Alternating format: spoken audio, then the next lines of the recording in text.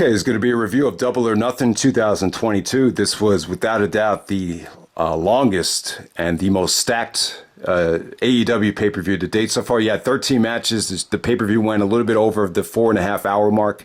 I guess 5 hours if you count the buy-in show. But going to start off on the main pay-per-view. You had Wardlow squashing MJF to open up this thing. So I'll tell you this, the reaction for Wardlow came off good. You know, he got a "You deserve it" chant.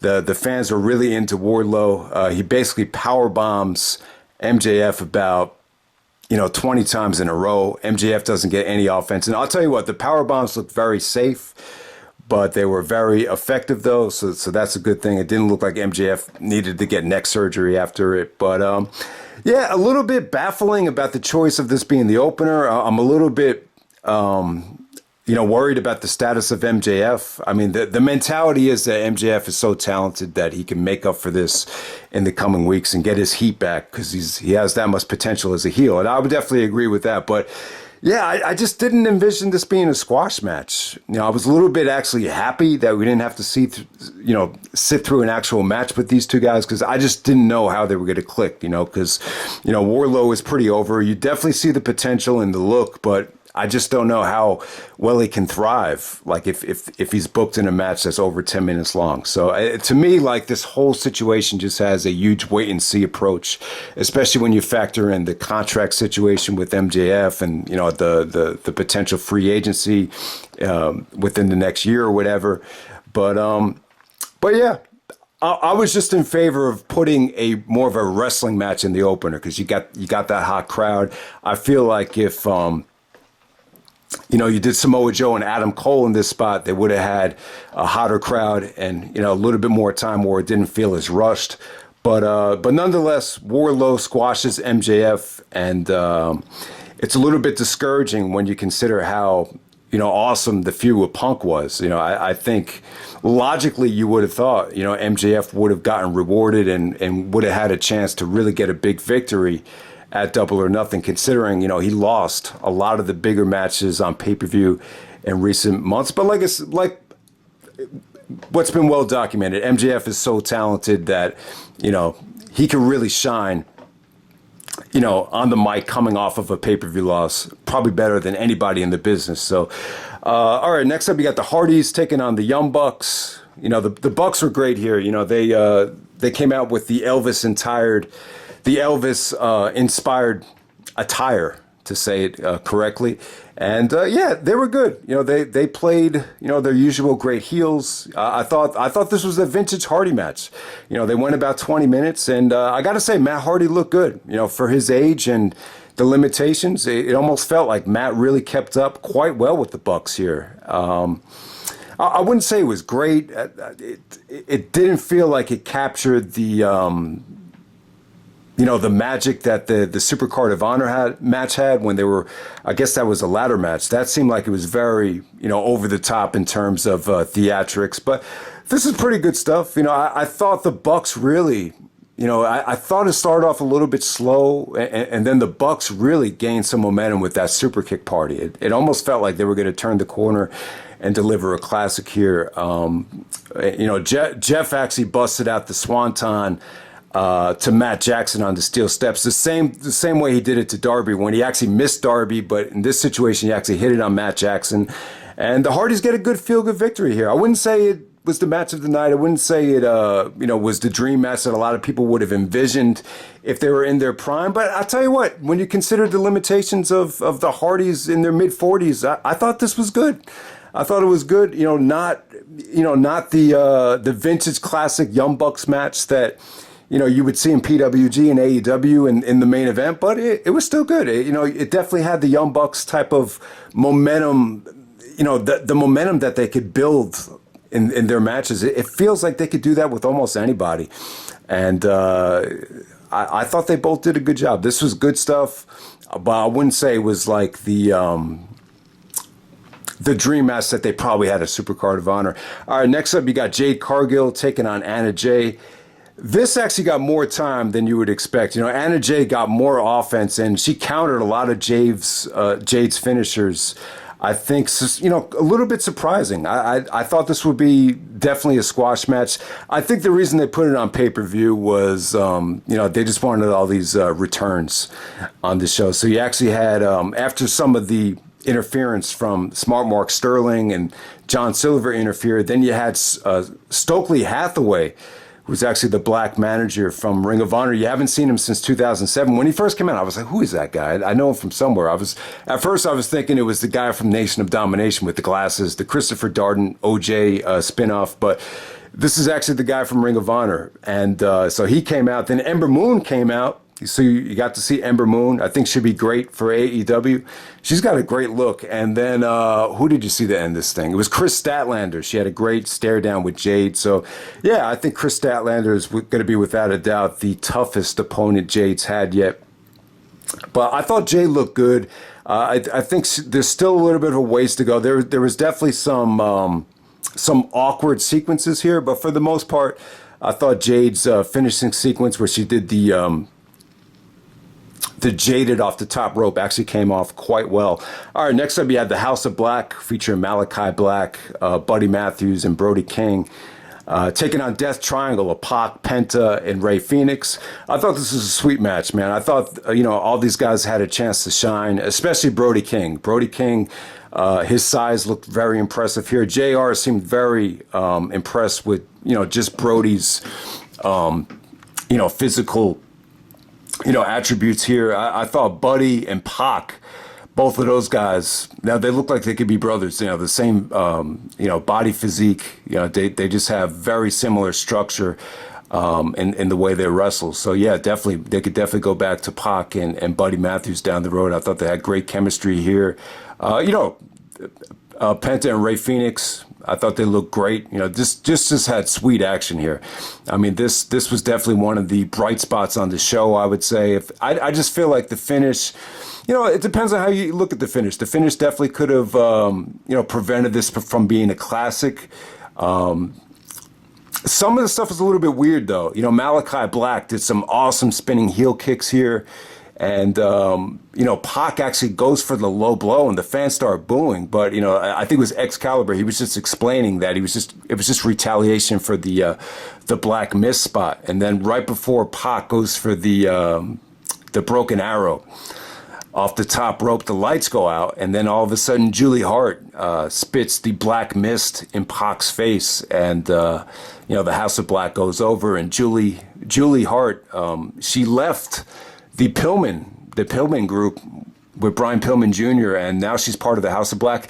So yeah, this is a very, I would say, definitely Alexa Bliss inspired decision. You got a cute little pretty blonde girl that's going to join a very gothic underground stable. So you definitely see the similarities. Plus, Buddy Matthews actually dated Alexa Bliss, so I wouldn't rule out them bringing in Alexa Bliss. Then you have the two little blondes with the House of Black stable. So I would definitely keep an eye out for that. But yeah, I mean, there's a couple different ways of looking at it. It feels like it's a ripoff of Alexa Bliss, but at the same time, maybe this could be a situation where, the Alexa stuff definitely had a lot of potential. But it at times the WWE kind of made it feel like it was a buzzkill, and sometimes it definitely hijacked the show or brought the show down. Maybe AEW can kind of tweak it where they can kind of hide the weaknesses of it and just make it a cool part of the show. So we'll see how they do with this. With Julie actually joining the House of Black. So it was definitely an interesting ending with the lights going out. All right, next up you had Adam Cole taking on Samoa Joe, the men's Owen Hart tournament final. I would say it was quite disappointing. I'm going to be honest. I thought Joe looked good. A lot of Joe's offense looked breathtaking against Cole because Cole's such a light guy. The lariat looked awesome. God. It was good stuff, man. It wasn't a bad match. I felt like Joe really busted his ass here. The Bobby Fish interference was in bad taste, I thought. Considering that we're paying homage to Owen Hart, I just feel like you don't need to do interference. But hey, that's the only way Bobby was able to get on the show there. So Bobby actually distracts Samoa Joe. Adam Cole hits him with the Shining Wizard with the exposed knee. And Adam Cole goes over. I would say the match was really good, but not anywhere near the potential I thought it could have. I thought it felt a little bit rushed, and at the same time, I felt like the crowd, I felt like they lost the crowd during the match too. So, and then we move on to the next Owen Hart tournament final. You had Dr. Britt Baker taking on Ruby Soho. I thought the beginning of this was just very slow paced. It almost felt like Britt was just trying to get heat, and there was just nothing there. I'll say this about Ruby though. Ruby was surprisingly over. You know, she got a ton of heat on the last Rampage, you know, when she went over Chris Statlander. You know, the fans just totally shit all over her. And maybe this whole, runaway gimmick it's kind of running its course. You know, Isaiah made that comment about Rodman, like when you dye your hair and all the tattoos, it's kind of a cry for help. But after a while, it's like it kind of wears off. I think that whole wow factor with Ruby debuting at All Out, it kind of wore off. It's kind of wore off by this point. But yeah, here I thought the fans were surprisingly behind Ruby. And when Britt was actually going for the jaw lock, you know, just Ruby countering it, and her facial expression with the eyes about, you know, how she didn't want that, you know, the fingers to enter her mouth. I thought that was, you know, really good drama there. That's when the fans really got into it. And the finish was pretty well done here. It was kind of an homage to Owen at WrestleMania 10 when he beat Brett. It wasn't the exact finish off the top rope where Owen rolled through it, but Britt basically countered pinning predicament and basically rolled through and got the pinfall on Ruby Soho. So yeah, it definitely felt like they were going for that WrestleMania 10 finish. I'll say this: I don't think the match was as good as the Britt Baker Ruby match from what was it, from Grand Slam, where they actually main evented that show. So definitely nowhere near as good as that. But there were still some good things about it. But I just felt like the match was a little bit dry in the beginning. And so you actually had Adam Cole and Dr. Britt Baker out there with Martha as they presented the belts. And so you had so a little bit awkward. Cole and Britt Baker are a couple, so you saw them kiss, and they're two heels, so they kind of had to break character here. I thought the fans were great, though. You know, the fans were good here. You know, this was a very, you know, the AEW fans are a lot older than WWE fans, so you definitely had the feeling that a lot of these guys in the crowd grew up watching Owen Hart, so the fans were great to Martha. And it felt like Martha really got a lot of closure, you know, just the way she interacted with Cole and Britt. It was just very well done. It would have been a little bit awkward to have Samoa Joe and Ruby Soho in that spot. Like after it was over, you're thinking about it, with Joe standing up there, it really wouldn't fit his character. So I definitely think they made the right call in terms of the winners. You kind of knew Cole was going to win this thing. I just thought the matches were pretty average. I thought they were good, but not great. The finals of the Owen Hart tournament for both the men and the women. All right, next up, you had America's top team, Ethan Page, Scorpio Sky, and Paige Van Sant, taking on Frankie Kazarian, Sammy Guevara, and Ty Conti. So this is another match that was just added to the show, but they definitely deserve to be on the show. The way Sammy's getting heat with Ty Conti, where they're just rubbing it in with them making out, and you know the French kissing and the tongue kissing and all that stuff, they really played it up with Sammy trying to show off for Ty Conti throughout the whole match. And you know, Frankie was actually getting frustrated, and you thought Frankie was going to leave them for dead, and then he didn't. So you had a whole bunch of that going on. The stuff between Paige and Ty Conti, it was okay. I thought, you know, this is the first time I think you've seen Paige actually wrestle in a legit match. I thought that was probably the weakest part of the match. The best stuff was between Frankie and Scorpio Sky. Obviously, those guys know each other from SCU, so I thought their chemistry was amazing. I thought Frankie, you know, looked really good. You know, some of those ace crushers and, you know, some of the sequences between Scorpio and Frankie to end this thing were really well done. But yeah, Scorpio Sky gets the victory, and, you know, Sammy's not allowed to challenge for the TNT championship as long as Scorpio Sky is still the champion. So it kind of felt like filler, but at the same time, there's a little bit of comedy elements here with the couples thing. And Sammy was really, you know, Sammy really played up the heel stuff. So in some ways, it felt like a heel versus heel match. he really kind of played the cowardly heel that's in love here. So I thought he played it pretty well. All right, next up you had Kyle O'Reilly taking on Darby Allin. This is really good stuff. For the amount of time that they got, they packed in a lot of great stuff. Beautiful stuff here. Darby, when he shot himself out of the ring, he actually landed on his head one time, and it looked nasty. So you just wish Darby would be a little bit more careful with some of those torpedoes coming out of the ring. He did it a second time, and then Kyle actually locked on a front face guillotine face lock and wrapped him up at the same time. It looked awesome. So Kyle did some beautiful transitions against Darby, the same way he did in his match with Rey Fenix. A lot of innovative stuff from O'Reilly.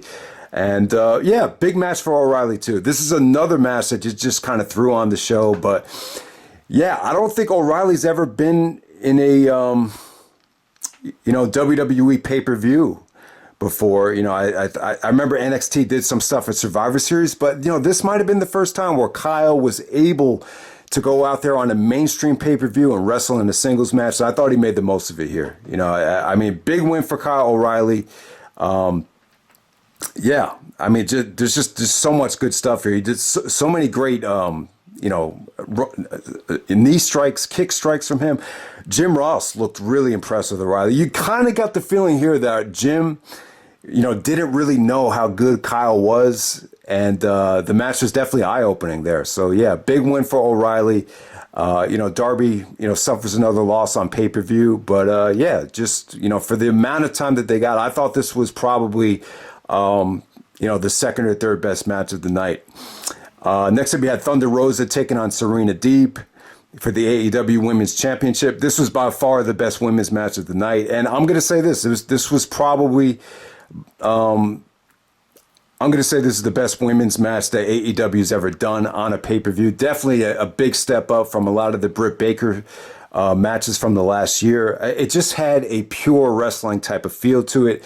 There was even a "This is wrestling" chant during the match. Serena definitely controlled most of the match. You just saw her show off her flexibility, her submission holds. Just lots of test of strengths between both girls. So yeah, Serena, she's calling herself the professor of professional wrestling, and she definitely backed it up here. There was even one part of the match, the figure four spot, where they're just kind of smacking each other right in the face. I guess that's kind of inspired by the King's Road style. You've seen that before in Ring of Honor with David Richards and Eddie Edwards and Kyle O'Reilly at the 10th anniversary show. So it just felt to me like Serena Deeb just made the most of this. It definitely, and that was like probably the coolest thing on the show. Like this was like the biggest the biggest pay-per-view for a lot of the talent on the show. And if for Serena Deeb, when you look at the journey, you look at all that she's been through, even both of these girls, they were in the NWA a year prior to this. I don't think they were officially given an AEW contract until the summertime. So I thought they made the most of it. Thunder's offense just had more explosiveness to it. I thought the finish was well done. Thunder was really over with the fans here. And I would definitely say great stuff. Arguably one of the top three matches of the night, without a doubt. Next up, you had the Jericho Appreciation Society of Chris Jericho, Danny Garcia, Jake Hager, Angelo Parker, and Matt Menard of 2.0 taking on the Blackpool Combat Club of Bryan Danielson, John Moxley. And then you had Eddie Kingston, Santana, and Ortiz in the Anarchy in the Arena match. I'll tell you what, guys, it ended up being a lot better than expected. To the beginning of the match, they were playing Moxley's music, that Wild Thing song, throughout maybe like the first 5 to 10 minutes, and then Jericho actually found the soundboard and actually shut it off. So that was pretty cool. But it definitely added to the match. I mean, it was in some ways. Jericho was talking about this in the press conference, the media scrum, how they kind of got the idea from New Jack and Natural Born Killers, where they would play the Dr. Dre and Ice Cube song throughout the ECW matches, and it definitely gave it kind of a unique feel. But yeah, lots of different camera angles. There was like 5 different camera shots here. They were all over the arena. But for the most part, though, I'll tell you what, the best part of the match is just the ending. You know, the ending sequence here. You had Bryan Danielson, you had Jon Moxley and Eddie Kingston in the ring. Then I think you had Jericho and Jake Hager. And when Kingston actually brought out the gasoline and he started pouring it all over Jericho and on Danielson, then Danielson got pissed off and started fighting Eddie Kingston. I thought that was great tension. And it looked like, you know, this might just end in Danielson and Kingston just, you know, beating the crap out of each other. But I'll tell you what, guys, Danielson was awesome here. I mean, not only is he the best, you know, technical wrestler, you know, one of the best, you know, mat wrestlers ever. I mean, he pulled it off. And this was a straight up brawl. And, you know, he might be like the best brawler in the business as well. And I think more than anything, that's what Danielson did there. He definitely proved that. You know, some of the double team stuff that Jericho and Jake Hager did was very well done. The finish with Danielson passing out. So the top rope actually was taken off by Moxley, and they actually used it to choke Danielson out. I think it was Hager. He actually went to work on Danielson's ankle. So yeah, they did a lot of great stuff here. Moxley took a brutal bump into the barbed wire. Santana and Ortiz did the street sweeper through a table. There was one part in the match, so I think it was the guy from 2.0, I think it was Matt Menard. He had a bloody face throughout this whole thing. And there was a sequence, I think it was Angela Parker and Kingston. They were actually, there was like mustard and ketchup all over them. So I'm sure Bischoff would love that spot. He used the Sting analogy where he didn't want to give Sting the belt because someone walks into your office with mustard or ketchup on their shirt. Like, I'm thinking this guy's not ready for the task. And in addition to Sting not having a tan. So I thought that was, but yeah, lots of different camera angles. I thought Garcia looked great for the limited amount of time that he was able to showcase what he could do. He delivered a nasty pile driver at the end of the match as well. But and Jericho too, and Jericho's finally starting to go bald. You never noticed it before. You know, maybe some of that gasoline got in his hair, and yeah, you could definitely see Jericho was actually started. Yeah, you never noticed it. It kind of looks like a little bit like HBK when he started to go bald. But yeah, it had good tension, and you know, just red hot crowd. I mean, they. The ending here was just definitely awesome. I just love, like, the last 10 minutes of this match were just, you know, really well done. You know, the beginning of it, I was kind of like, man, like, how are you going to rate this thing? Or, you know, like, it was tough to know what direction this was going in, especially with the music being on. Like, it was just like, what are they really going to try to do here? But I'll tell you what, guys, like, it ended up being the match of the night. I'm going to say this was the match of the night. And yeah, awesome stuff. To me, Bryan Danielson, even though Danielson passed out and took the pinfall here, Danielson was without a doubt the MVP. So for everyone that was a little bit frustrated that you weren't going to see a one-on-one Danielson classic, I think they made up for it here with Danielson's performance. All right, next up we had the Jungle Express with Christian Cage. Yeah, Christian was a huge part of the match, taking on Keith Lee and Swerve. And Team Taz, the Powerhouse Hobbs, and Ricky Starks, they brought Taz on commentary here. Taz was like all over Christian here. So yeah, Christian, yeah, the fans were really turning on Christian. Like, they just hated everything Christian did. Even Taz was getting on him. But Christian was the MVP in terms of just keeping Ricky Starks away from the match by you know trying to cheat with the FTR title by just hitting people with the belt. So yeah, Christian definitely did his job and helped the Jurassic Express retain. But I thought this was good stuff. You know, considering the spot that they were in, I thought everybody here was able to shine. And it didn't. I felt like before the match started, I was like, man, the crowd is going to be dead for this because they're trying to follow too much here. But I was definitely wrong, man. And you know, the fans were really into everything here. It just entertaining as hell. I thought Swerve, you know, was really probably the most innovative guy in this match. He did some really creative stuff. There was even a spot he did off of Keith Lee's chest, which I thought looked really good. You know, Keith Lee was over as hell. You heard all the bask in your glory chants. Yeah, Powerhouse Hobbs and Ricky Starks were good too, man. This was great stuff. So Jungle Boy and Luchasaurus get the victory. And but vintage performance from everybody. I thought everybody just looked extremely entertaining, and it just had a nice spark to it. Like crowd reaction wise, it ended up being probably one of the best crowd reactions of the night, like for any other match. So good stuff there. And then the main event, we had Hangman Page, Adam Page, defending the AEW Championship against CM Punk.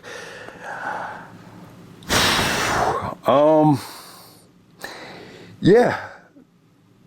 This actually got more time than any other match of the night. They went about 25 minutes. Considering what they had to follow, I thought the fans were really into the stare down in the beginning, like a really intense stare down. You heard dueling chants. So the crowd was definitely good here.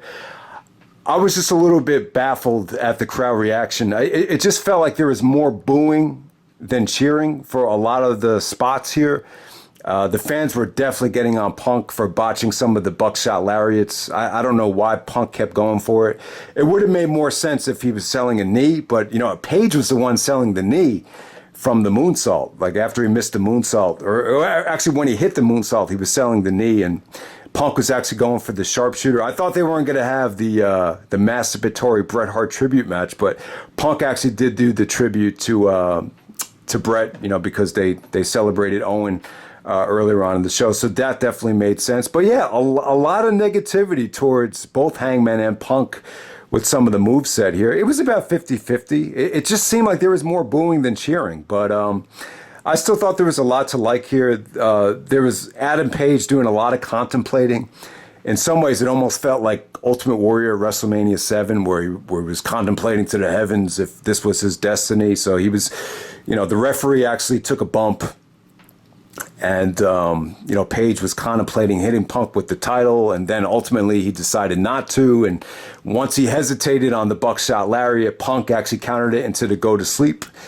And, Punk hits the go to sleep, and it becomes a new AEW champion. Paige hit a go to sleep of himself, and I thought his go to sleep came off much better than Punk's buckshot lariat. So yeah, I don't know, maybe the fans just really weren't into them using each other's finishers. I just really wasn't into that part of the match. But overall, I still thought it was good. It had a big fight feel to it. I thought it was pretty much went exactly how I thought it was going to go in terms of it being predictable.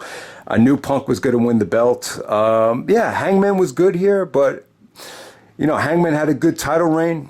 I think overall he's got a lot to be proud of. I really didn't think, I think if Kenny Omega didn't get hurt, I think I don't know if Adam Page would have had this long of a AEW championship reign, but I thought he overachieved in my opinion. I thought he was a good champion, and he was champion for almost 6-7 months, and I thought he over-delivered. But at this point in time, I think CM Punk champion in time for the summertime. I think with Punk as champion, he wants to be a babyface the whole time, and sometimes with Punk, I think sometimes he needs a championship to really tell his whole story. I think the championship kind of elevates Punk's storytelling to a degree. It just makes it seem a little bit more important. There's just more reason behind things that he does. So I think sometimes, people become disappointed with Punk when you just, watch one match or I remember John Cena said, what's the big deal? And, some people were left cold by the Punk and Morrison matches, back in WWE. But I think with Punk, you really need to evaluate and let it sink in and evaluate the whole body of work, the whole body of storytelling. And I think that's what Punk will give you there. So, it seems like he wants to stay a babyface. The only thing is, like, it just, and Adam Page definitely alluded to it in the feud, that sometimes, an outsider coming in and winning a championship, you've seen it happen in TNA, you've seen it happen with Kurt Angle and Rob Van Dam, and, maybe even going back to WCW. Sometimes, giving the outsider the championship, it doesn't always work out well.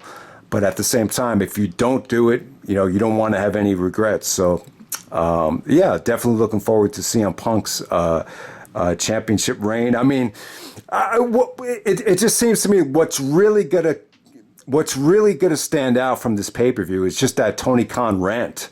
So someone actually asked Punk about Bischoff and the Twitter war, and Bischoff actually said that Punk was the biggest financial flop in wrestling history. And then Tony Khan just got all defensive, and I liked it though. I like the passion. My brother was actually telling me that he needs to relax and he needs to get some sleep and he needs to. It seems like the guy's severely stressed out. But I thought it was kind of weirdly entertaining. He kind of went on a rant and gave us a history lesson of CM Punk's pay-per-view matches and the Rampage and the ratings and the Friday night wars, and Jerry McDivitt. I was documented in fucking court. He went up against Matt Sydal on Rampage and won the fucking Friday night war. So it was really something to see. I would definitely say. But the thing that has me a little bit baffled though is CM Punk filming these multiple television shows.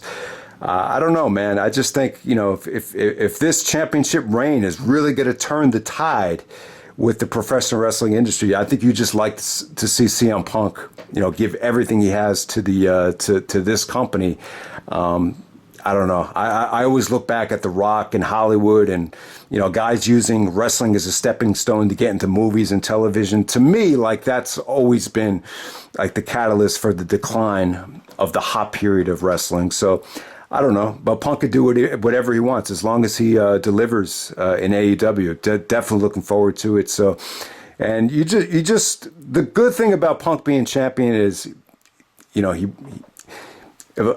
how positive he looks at this talent pool. There's so many guys he wants to face. He did mention, Bryan Danielson and Jon Moxley as two guys that he definitely wants to step into the ring with to defend the belt against, and then other guys like Jungle Boy and Ricky Starks. So, those are probably going to be Rampage or Dynamite title defenses. So yeah, there's just so many guys that you just want to see Punk, mix it up with. But I will say this though, I think if the fans start turning on Punk and if the heel term seems necessary, I think you need to. I think down the road, you shouldn't try to avoid it. That's all I'm saying. Like if he wants to force the merchandise sales on the fans, even though the fans are turning on him, I think that might be a mistake. But yeah, I don't think there's any reason to turn Punk heel anytime soon. Like, let the fans dictate, when to turn him heel.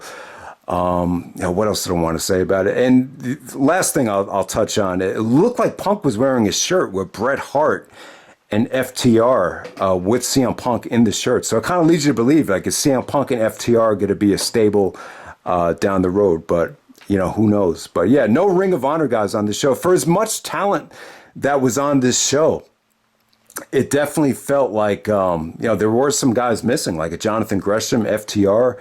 The list goes on and on. Like even, Wheeler Yuta, Lee Moriarty. A lot of the guys that are Ring of Honor champions weren't on the show, which is cool. But I'll tell you what, like, I think most people, when you look at the show, maybe too many women's matches.